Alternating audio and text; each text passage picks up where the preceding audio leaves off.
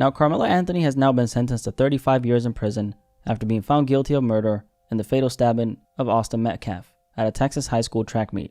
And what makes this case so heavy is that this was not one of those situations where the jury only had one option. Before the verdict, the jury had the option to convict Karmelo of murder, convict him of manslaughter, or find him not guilty if they believed this was self-defense. And even after the jury convicted him of murder, the defense still tried to argue something called sudden passion during sentencing, which would have lowered the punishment range and capped his sentence at only 20 years. But the jury rejected that as well. So now a case that started with an argument under a school tent during a rainy track meet has officially ended with one teenager dead and another one sentenced to 35 years in prison. But before we get into the sentence, let's quickly go back to what actually happened. If you guys want a very in-depth breakdown of what happened that day when Karmelo Anthony killed Austin Metcalf, check out my last video. The link will be in the description below as well. But just a very quick recap. A regular high school track meet in Frisco, Texas turned into a tragedy that shook the entire country. 17-year-old Austin Metcalf was stabbed once in the chest after an argument under a team tent. And another 17-year-old at the time, Karmelo Anthony, who's now 19, was arrested and charged with murder. And according to the arrest report, Karmelo allegedly told police, "I was protecting myself," and later said, "I'm not alleged, I did it." Witnesses said the argument started because Karmelo was sitting under Memorial High School team tent during the rain, even though he went to a different school. Austin and other students reportedly told him to leave, and then things escalated. Witnesses described Austin making physical contact with Karmelo and kind of like touching on him and stuff like that, with some describing it as a shove, while the defense argued that Austin was the first one to get physical. But prosecutors argued that even if there was a physical or some type of physical contact, that did not justify pulling out a knife and stabbing someone in the chest. So the entire case came down to one question: was this self-defense or was it murder? And that's the basic gist of this case for anyone who didn't see that first video or hasn't really heard about this particular case. Again, I covered the full background in my last breakdown, so check out that video if you want the full story. But now Karmelo has actually learned his fate. He got 35 years in prison. And there are a few parts of this update that are important to talk about, because this case was not just about what happened under that tent. It became a conversation, I should say, about race. It became a conversation about self-defense. It became a conversation about social media misinformation. It became a conversation about whether people were looking at the evidence or whether they had already picked a side before the trial even started. One of the biggest things that happened before the trial started was the jury selection. And this is a very important part about this particular trial here, because when the jury was selected, it was reported that no black jurors were chosen for the panel. And because Karmelo Anthony is black and Austin Metcalf was white, a lot of people immediately started looking at this case through a racial lens. So there are around or more than 500 people on the list of potential jurors. After the process was over, the final jury did not include any black jurors. And before that jury was seated, the defense objected because prosecutors used their strikes to remove 3 black women from the jury pool. And then it was argued that those women were removed because they were educators. And their argument was basically that this incident happened at a school function involving young students, so their occupations as educators were relevant. But the defense pushed back and basically said these were the remaining black potential jurors who still had a real chance of making it onto the final jury. And from the defense perspective, once the prosecution removed all 3 of them, that meant no black jurors were left for the final panel. Now, the judge in this case, they reviewed the issue and ultimately denied the defense challenge, finding that the state had a non-racial reason for removing them. And this was a very big part as far as a conversation, very controversial part about this trial. Now, this is where it's very important to slow down and actually clarify something, because a lot of people online started saying, how can this be a jury of his peers if there are no black people on the jury? Just to clarify, legally, jury of your peers does not mean the jury has to match your race. That's not what it means, because a black defendant is not legally guaranteed a black jury, and then a white defendant is not legally guaranteed a white jury. It goes both ways. What it really means is that the jury is supposed to come from a fair cross section of the community, and that people cannot be excluded because of race. So the legal question is not simply, are there black people on the jury? The legal question is, were there black jurors excluded because they were black? And in this case, the judge accepted the prosecution's explanation that the strikes were based on occupation, not race. So people can still have their opinions about the optics, because the optics were always going to look bad to some people. And because this case is so racially charged, having no black jurors was always going to become a talking point. So this part doesn't mean that the trial was illegal or unfair. So I just think it's really important that people understand what a lot of these terms mean. Jury of your peers does not mean jury of people who look like you. It just means that a jury was selected from the community through a legal process without unconstitutional discrimination, and this is why the conversation around this case became so messy. So this is before we even got into the trial, okay? And this kind of made a lot of people look at Karmelo as a black teenager being railroaded by the system. And then others saw Austin as an innocent kid whose death was being minimized because the internet turned the case into a political argument. We were speaking just a little while ago to some women who came here from around North Texas, one from South Dallas, one from DeSoto, about what brought them here. They said they were here to support the defendant, Karmelo Anthony, and his family. The jury that he had amongst what is supposed to be his peers, they weren't going to look at actual facts of the situation. They were going off of emotions and color. Now, outside the courthouse, this case became a spectacle. There were supporters, spectators, demonstrators, and people showing up early just to get a seat in the courtroom. So by the time opening statements started, this was already bigger than just a regular murder trial. This had become a national conversation. And inside the courtroom, both sides gave the jury two completely different versions of the same event. The prosecution's version was very straightforward. They said that this was a provoked, unjustified murder. They argued that Karmelo was under a tent that did not belong to his school. He was told to leave. He refused, and when the confrontation escalated, he pulled out a knife. The state argued that this had nothing to do with race and that the evidence did not support self-defense. So their position was that Karmelo created the situation and had the weapon and decided to respond to this argument with deadly force when he didn't need to.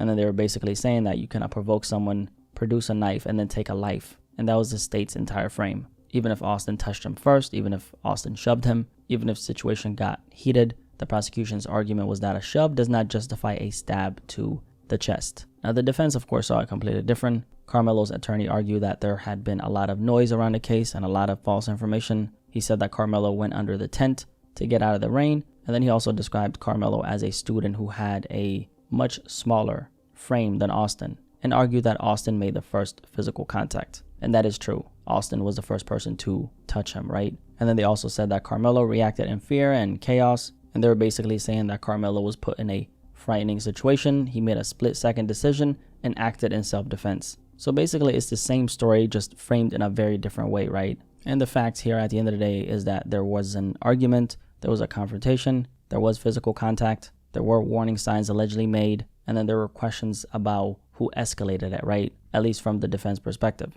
And then, of course, we had the knife. And once the knife came out, the situation changed completely. Because now you're not talking about a school argument anymore. You're talking about deadly force. And then during the trial, jurors were shown enhanced surveillance video from the track meet. But the video was not this crystal clear piece of evidence that answered every question. The footage was from across the stadium. It was very far away. You couldn't hear anything. You couldn't really see anything. And even though the footage was enhanced, it did not clearly show the actual stabbing in detail. A video expert testified that the video showed movement under the tent and that there appeared to be pushing or shoving. But even people covering the trial said it was hard to tell exactly what was happening under the tent. So the video did not necessarily settle the whole debate by itself. That means witness testimony became extremely important, and this is where things started to hurt Karmelo's defense, because several students who were under the tent testified about what they saw. One student reportedly said people were telling Karmelo he should leave the tent. The student said the situation got more aggressive and that Karmelo refused to leave. And then witnesses also described Karmelo saying things like,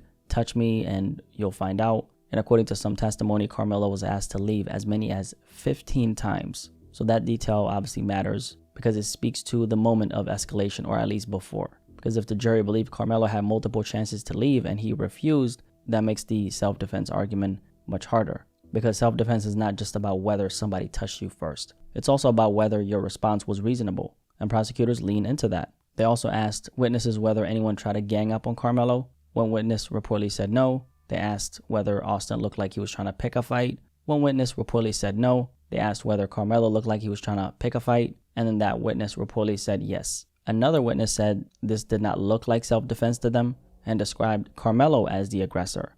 Now, obviously, witnesses can see things differently, right? And in emotional, chaotic moments, people's memories can obviously differ. But when multiple witnesses start giving testimony that supports one side's version of events, that can become powerful for a jury. So it's not necessarily about our opinion, it's about what they say happened, because they were there at the end of the day. And then for Karmelo, his defense, they're basically just arguing that Austin made the first physical contact. And again, that is true based on the arrest report, right? And so from their perspective, if Austin put hands on him first, the defense could obviously argue that Karmelo did not start the physical fight. And then they kind of responded to that by saying, even if Austin pushed him, you do not get to respond with a knife. And then that became the central question of this case. How much force is too much force? At one point, does self-defense become an unjustified killing? And what does the law allow you to do when someone puts hands on you, but you're the one holding a deadly weapon?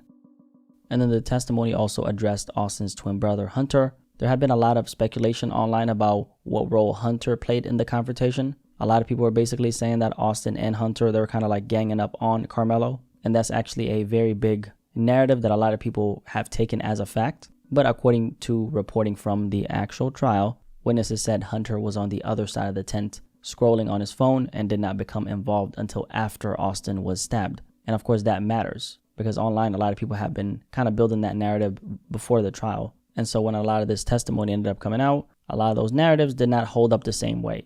Now, another very emotional part of the trial was what happened after the stabbing. A coach testified that he spoke with Karmelo afterward, and according to reports, the coach said Karmelo appeared genuinely upset. Karmelo allegedly said he put hands on me, and he kept repeating that idea that Austin put his hands on him first. And there was also testimony from a school resource officer who detained Karmelo after the incident, and they were saying that Karmelo was very cooperative at that moment. And that same person also testified that Karmelo had said, "I'm not alleged, I did it." And this is of course very important because it shows what Karmelo's mindset seemed to be right after the incident. He was not denying that he stabbed Austin. He was saying he did it because Austin touched him.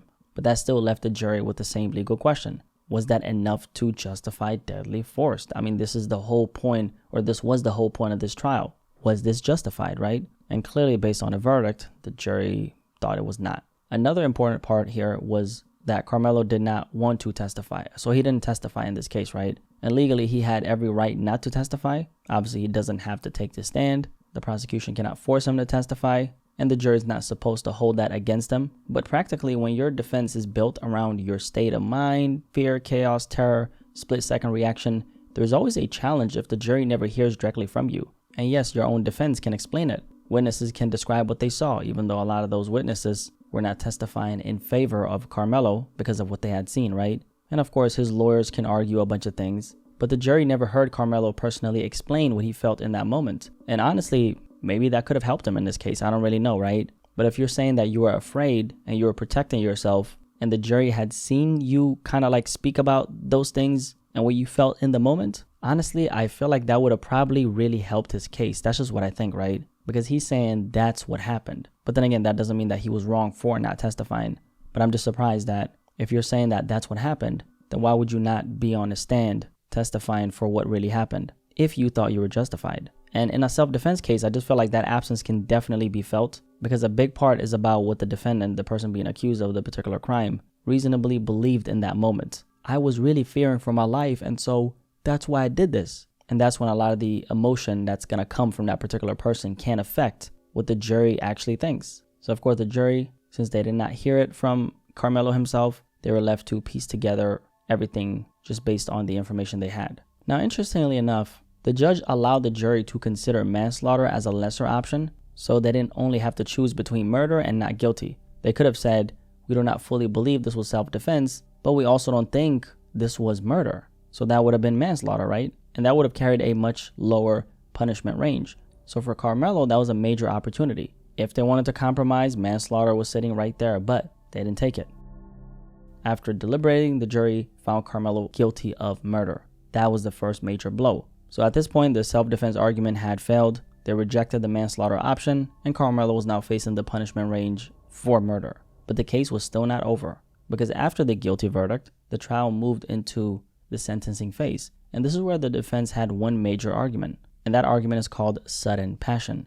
Now, sudden passion is different from manslaughter. This is where people kind of get things confused, so let's just simplify this. Manslaughter would have been a different conviction before the guilty verdict, right? So they could have convicted him of manslaughter instead of murder, but they didn't do that. They convicted him of murder. But during the sentencing, the defense could still argue sudden passion. And if the jury accepted this sudden passion thing, right, it would not erase the murder conviction, but it could reduce how the law treated the punishment. So instead of facing 5 to 99 years or life, the punishment range could have been reduced to, let's say, 2 to 20 years. So that was a huge deal. So really, Karmelo could have gotten a sentence that looked more like 10, 15, or 20 years, but they rejected sudden passion, and he stayed in the full murder punishment range. And then Karmelo's mother was actually called as a witness, and she testified about her son. She described him as her oldest child and said he would always be her baby. And then she was asked if Karmelo regretted what he did. She said yes, and that he was sorry. And here they're obviously trying to humanize him to remind the jury that this was still a young person, that he was 17 at the time when this happened, that he had a mother sitting there watching him face decades in prison. And another big part here from the prosecution's case, right, was that they really wanted the court to focus on Austin.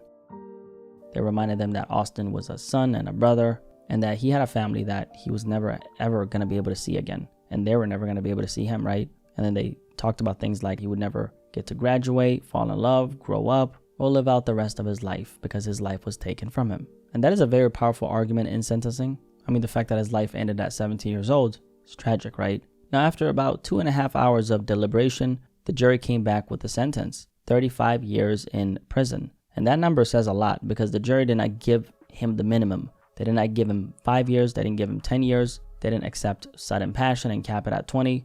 But they also did not give him 99 years or life. They landed at 35. So in a way, the jury punished him seriously, but they did not go all the way to the maximum. Karmelo will be eligible for parole after serving half of that sentence. But even with parole eligibility, this is still a massive sentence because half of 35 is 17 and a half, and Karmelo was 17 when this happened. So even if he becomes eligible for parole halfway through, he could still spend around the same amount of time in prison as he had been alive when this incident happened. So that's kind of crazy to think about. A decision that happened in seconds turned into decades. And after the sentence was read, Austin's family gave victim impact statements. His mother spoke about the pain of losing her son. She said that Karmelo may have been sentenced to 35 years, but she had been sentenced to a lifetime without her son. So even though Karmelo got 35 years, Austin's family got life. So for them, there's really no number that fixes anything. Austin is still gone. His twin brother still has to wake up every day without him. His parents still have to live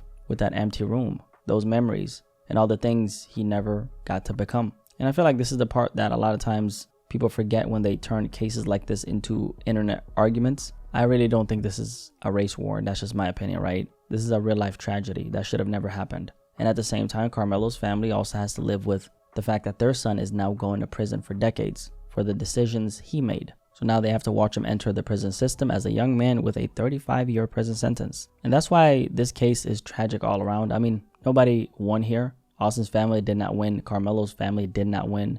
The community did not win. The only thing that happened is the legal system made a decision about accountability. The jury heard the evidence. They rejected self-defense. They rejected manslaughter. They rejected sudden passion, and they sentenced Karmelo Anthony to 35 years in prison. And the thing about this particular case is that it's kind of become a symbol for a lot of people. Some people looked at it as a black teenager being treated harshly by the system. Some people looked at it and saw a white teenager being killed and then watched the internet try to justify or minimize his death. So the majority of people, it feels like they focused on race. Other people focused on self-defense. Some people focused on school safety. Others on what really started this entire argument or situation that happened. From my perspective, I guess the bigger lesson about this particular situation and this tragedy that happened is how fast pride, fear, anger, and ego can destroy lives. Because when you strip away all the politics and all the internet noise, this started with something that should have been survivable. An argument over a tent, a rainy day, a school track meet, somebody being told to leave, somebody feeling disrespected, somebody putting hands on somebody, and then a weapon comes out.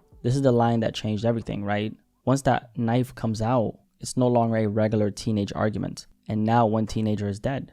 Another one is sentenced to 35 years. And both families are left with the reality that is. And that's why walking away is not a weakness. People say that all the time, but cases like this show you what it really means. Walking away can feel embarrassing in the moment. It can feel like you let somebody punk you. It can feel like people are watching and judging you based on that situation and saying that you're weak because you walked away. But if walking away means you get to go home and the other person gets to go home, then walking away is the strongest decision in the room. And this is what happens when nobody walks away. And in my opinion, the person who should have walked away is Karmelo. Now, this is where the bigger conversation is being had about, was 35 years fair? Should have he have maybe gotten more? Should he have gotten less? Because depending on who you ask, some people are going to say 35 years is too harsh for someone who was 17 at the time. Some people are going to say that this was a young man who made one terrible decision. in the middle of a chaotic situation, and that his whole life should not be completely thrown away because of a few seconds. But on the other side, you have to ground yourself in what actually happened here. Austin Metcalf is never coming back. He was 17 years old, was stabbed in the chest, and the knife pierced his heart, and that killed him. He died at a school track meet in front of students, coaches, and his own twin brother. And Karmelo Anthony took his life. So as much as people can debate the number of years, we can't lose sight of the reality of what happened. A young man was killed. A family lost their son. A twin brother lost the person he came into this world with. And Austin did not get a second chance. So personally, when I look at the full picture, I think Karmelo Anthony is very lucky he did not get life in prison. I think he's very lucky he did not get 99 years, which for all intents and purposes would have basically been life. And I know some people might not like hearing that, but that's honestly how I personally see it. Because when you take somebody's life, especially in a situation where the jury already rejected self-defense, 35 years is serious, but it is not the maximum. It's not the harshest sentence he could have received. And if he becomes eligible for parole after serving half of that sentence, that means there's at least a possibility that he can still walk out of prison one day. Austin will never get that possibility. Austin does not get to grow up. He doesn't get to graduate, build a life, start a family, or become whoever he was supposed to become. That future is gone forever. So when people say 35 years is too much, I understand the instinct to look at Karmelo's age and feel like it's tragic, because it is tragic, right? Objectively speaking. But you have to ask yourself, what is the value of the life that was taken? What is the value of Austin's future? What is the value of his family having to live with this forever? And that's why I personally think Karmelo got off easier than he could have. Not because 35 years is light. It's not. 35 years is a huge prison sentence. But when the other side of that equation is a 17-year-old being killed for something that should have never reached that point, it's hard for me to look at 35 and say that the system went too far, because it didn't. The saddest part about a story like this is how life was taken basically for nothing. Because when you really break it down, there was nothing under that tent that justified Austin being killed. Nothing. No argument, no disrespect, no school tent, no shove. None of that was worth a life. Now, to be fair, Austin did put hands on Karmelo first, based on what was described in court and based on the arrest report. And I don't agree with that either. I think he should have kept his hands to himself. I think so. No matter how frustrated Austin was, no matter how wrong he felt Karmelo was for being under that tent, touching somebody first can escalate a situation very quickly. That part matters. But even then, we have to talk about proportionality. What happened to just throwing a punch? What happened to fighting for a few minutes with your fists and then walking away with both people still alive? What happened to getting into it, cooling down, maybe even shaking hands later and going home? That used to be a lot more common back in the day. Two young men could get into a fight, emotions could flare up, pride could have been involved. But at the end of the day, both of them still had a chance to live. Both of them still had a chance to grow up. Both of them still had a chance to learn from it. But once a knife comes out, everything changes. Now it's not a fist fight anymore. Now it's not teenagers. It's not about two teenagers and their pride anymore. Now it's not just two people arguing over a tent. Now it's life or death. And in this case, it became death. This is why emotional regulation and emotional self-control is so important. And honestly, you can say that for both sides. Karmelo was under a tent that did not belong to his school. Austin wanted him to leave. And on some level, you can understand why he felt like, why are you here? It's not your team's tent. You've been told to leave. Get the hell out of here, right? But of course, he should have not put hands on him. He should have found an adult. He should have walked away, or I don't know, called some of the coaches and let him handle that. I don't know what he could have done, right? Because once you touch somebody, you don't really know how they're going to respond. But then we get to Karmelo. And based on what came out in court, it sounds like in that moment, to me at least, it sounds like he already had made up his mind that if Austin touched him, he was going to do something serious. And that is the part that is hard to get past. Because when you say something like touch me and find out, and then somebody touches you and your response is to stab them in the chest, that is not a small reaction. That is not just a regular fight. That is a deadly decision. And with everything said, it is clear that there was only one victim here. And that victim was Austin Metcalf. He did not deserve to get killed that way. He did not deserve to lose his life at a high school track meet. He did not deserve for his final moments to happen under a tent in front of other students and his own brother. And there is something deeply sad about how fast things can escalate. Because if you rewind the entire situation, there were so many moments where this could have gone differently. If Karmelo had never gone under that tent, we would have not known his name today. If you really think about it, that's what it comes down to. If Karmelo had left when he realized he was not wanted there, we would have not known his name today. If Austin had not put hands on him, maybe this would have never happened. But if Karmelo had taken his bag and walked away, I don't think this would have happened. So this would have basically become a school argument that nobody even remembers a week later, or a day later actually. But that's not what happened. and now everybody involved has to live with this reality. Austin Metcalf would be at home with his family right now. He would be planning his future. He would be growing up. He would be living his life. And Karmelo Anthony would most likely just be a regular young man doing the same thing. Instead, he took a life, and Karmelo is about to spend the best years of his youth wasting away in a prison cell. There's absolutely no winner here. This is not one of those stories where you walk away feeling good about the outcome. This is just a loss. One life was taken for absolutely nothing. Another life has now been buried behind prison walls, and two families will never be the same again. So regardless of where people stand on a verdict, the biggest lesson from this case, to me at least, is walk away.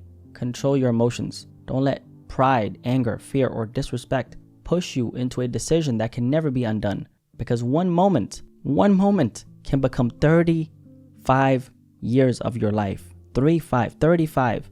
One argument can become a murder trial. One bad decision can destroy two families. And that is exactly what happened under that tent.